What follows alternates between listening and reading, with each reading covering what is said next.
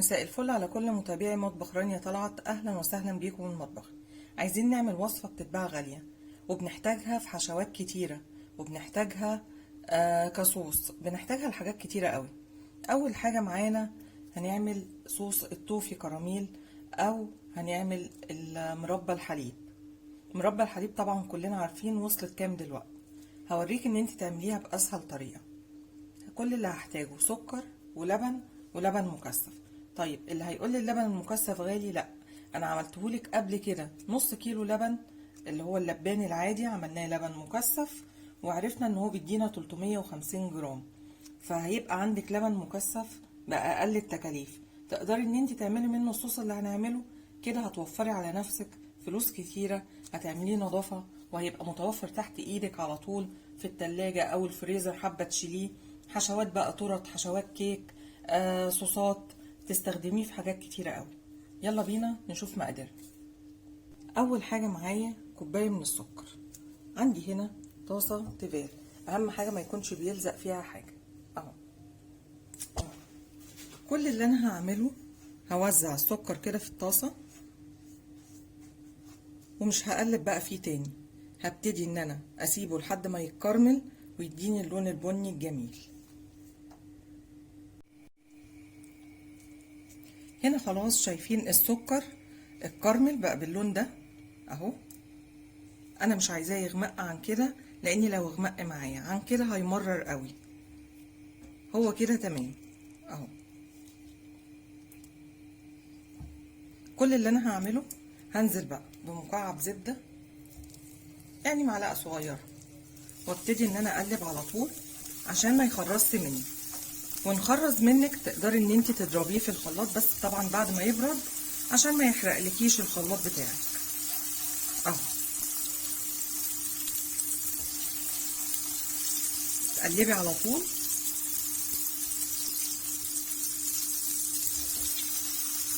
اهو لحد الزبده ما تختفي تماما.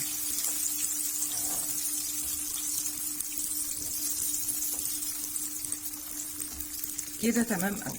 شايفين اللون افتح معايا ازاي اهو.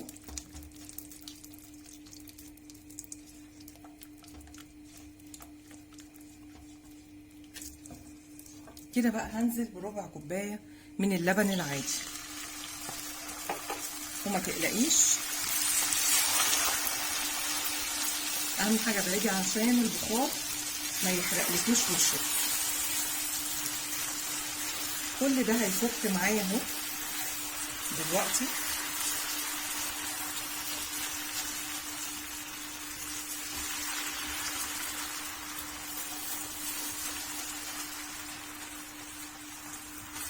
اهو كده.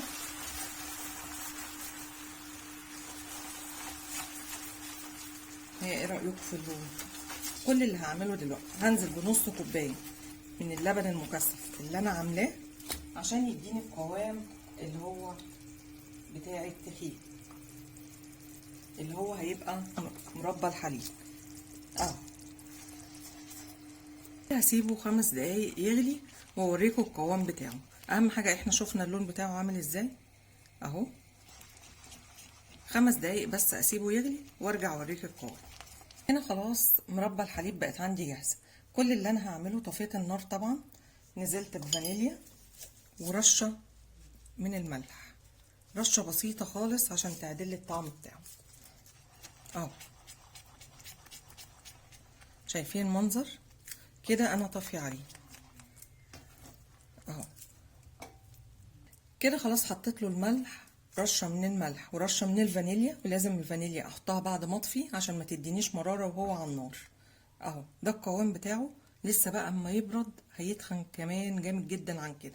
اقدر ان انا احشي بيه بسكوت، احشي بيه تورت، استخدمه في صوصات، في حاجات تانية، احط في حاجات تانية كتيرة ليها استخدامات معانا بعد كده. تقدري ان انت تحطيه في الفريزر تحتفظي بيه، مش هيجراله اي حاجة اهو. لان طبعا عارفة لو ان انت احتفظتي بيه في التلاجة، اللي هو الجاهز بيبقى فيه مواد حافظة، ده احنا مش حاطين له اي مواد حافظة.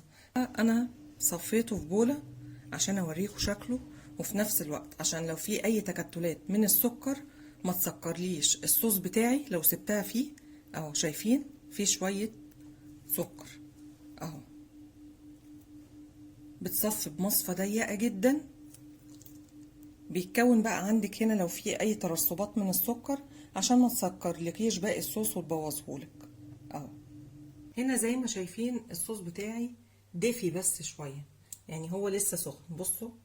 بصوا القوام بتاعه. تقدري ان انت تعملي منه روزيتات على التورت، تقدري تحشي بيه، تقدري تعملي بسكوت وتحشيه بيه في النص للايس كريم بقى، لاي حاجه انت عايزاها، لسينابون. شايفه القوام لسه كمان اما يبرد هيبقى تخين جدا عن كده اهو. تستني عليه اما يبرد خالص، حطي بقى في علبه في التلاجة او في الفريزر زي ما تحبي حسب استخدامك انت اهو. وده كان معانا النهارده مربى الحليب. عجبتك الوصفه؟ ما تنسنيش في اللايك والشير وفولو للشيف رانيا طلعت. عجبتك وصفة مربى الحليب دي او عايزة تعرفي اتعملت ازاي؟ يلا تابعي الفيديو.